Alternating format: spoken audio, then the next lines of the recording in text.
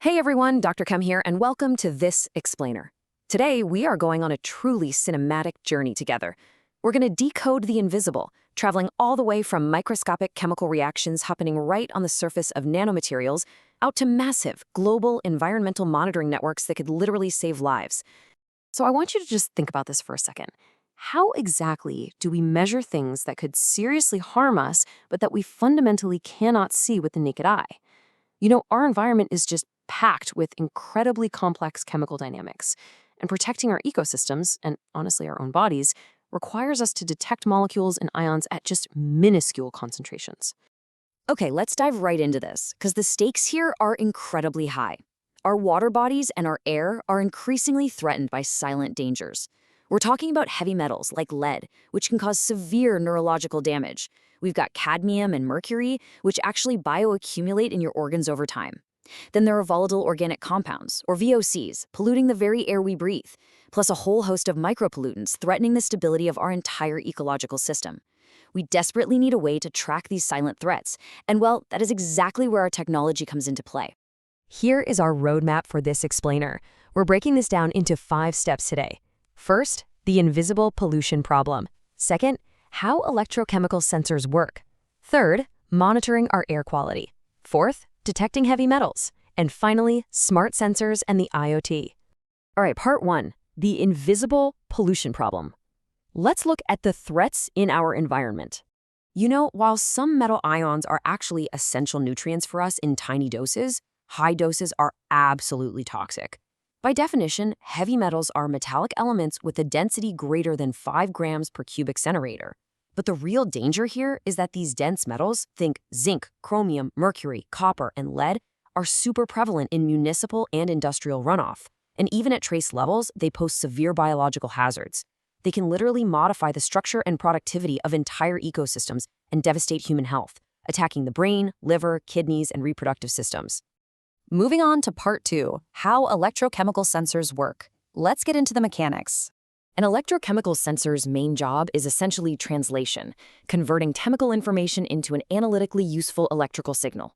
According to IUPAC, the International Union of Pure and Applied Chemistry, these devices primarily fall into 2 main buckets. First, you have amperometric sensors. These measure changes in the electrical current that's generated by an electrochemical reaction right at the sensor's surface. Potentiometric sensors, on the other hand, quantify changes in electrical potential, and they do this under conditions of basically zero current. And this brilliantly illustrates the fundamental principle, which really just involves 2 parts. First, notice the receptor. That's the active layer of the sensor that actually recognizes the specific target analyte through a chemical interaction.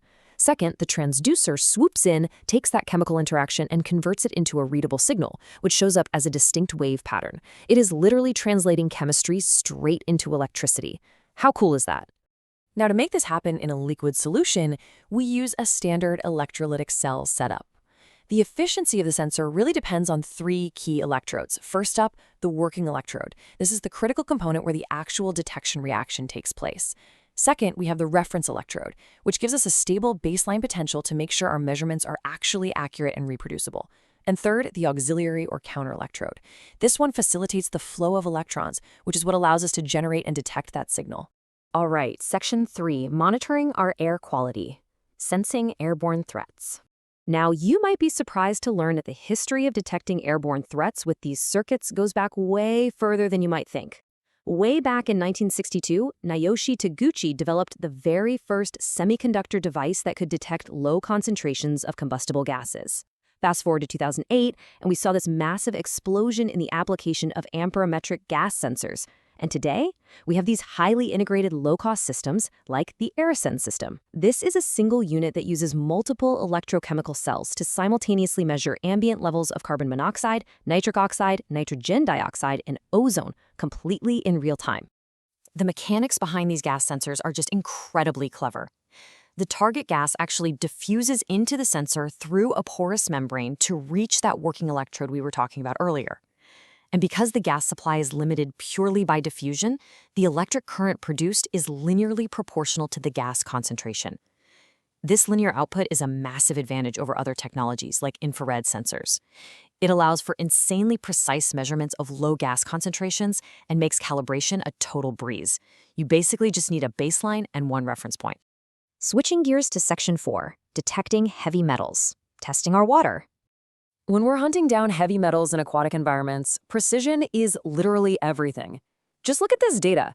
Researchers are out there modifying electrodes with advanced nanomaterials to hunt specific metals. For example, if you use an indium tin oxide electrode modified with a ruthenium bipriordial and naphthalene film, you can detect copper down to 0.1 parts per million and zinc down to 0.7 parts per million. But get this, we can go even smaller.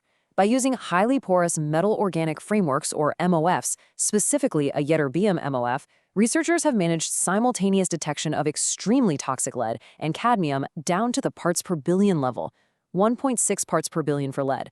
That is just mind-blowing. What's really interesting here is how the physical hardware correlates directly to the data output. You can see the physical fabrication of a carbon paste electrode, which combines graphite powder, an organic binder like paraffin oil, and a modifier into one compact tube. When you drop this into a solution and run a technique called anodic stripping glutammetry, you get those distinct, colorful peaks on the graph. Those aren't just random lines, right? As the concentration of the target metal increases, that electrical current spike grows right along with it. It's basically an electrical fingerprint for invisible toxins. And finally, Section 5, Smart Sensors and IoT. Let's look at the connected future. For decades, keeping tabs on water quality meant relying on traditional lab equipment. Now it's incredibly accurate for sure, but it's also bulky, highly expensive, requires really complex sample prep, and your results are delayed because you literally have to transport water samples off-site. Compare that to modern IoT-enabled electrochemical sensors. Today, we can actually use screen printing to mass-produce miniaturized, highly sensitive, low-cost sensors.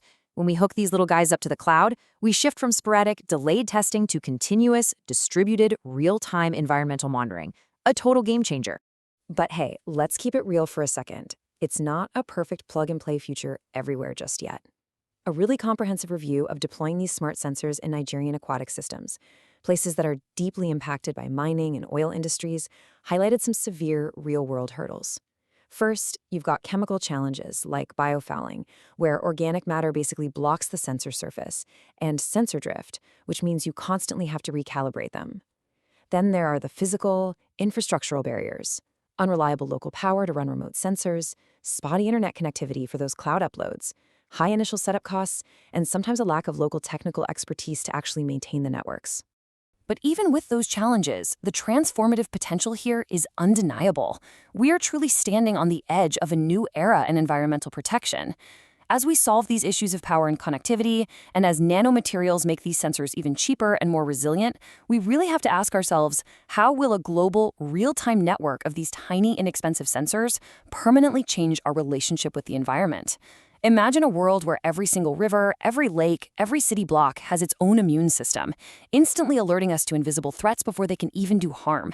It's a genuinely fascinating future to look forward to. Thank you so much for joining me for this explainer. I hope you leave today with a newly discovered appreciation for the unseen world all around us. Keep learning and stay curious.